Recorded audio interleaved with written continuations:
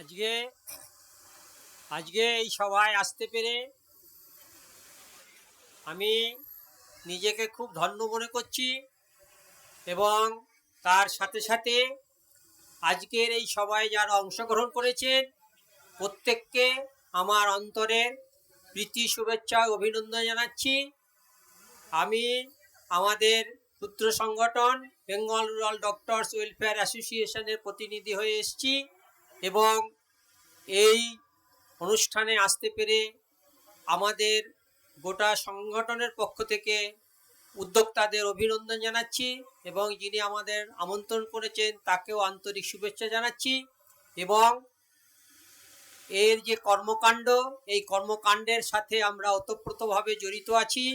যখনই কোনো আমাদের কাজ হবে বা ওনাদের কাজ হবে, আমরা এই কাজের সাথে একসাথে যুক্ত হয়ে আমাদের সুগম পথ আরও এগিয়ে নিয়ে যাব। এই বলে সকলকে আমার নমস্কার অভিনন্দন জানিয়ে আমি আমার বক্তব্য শেষ করলাম।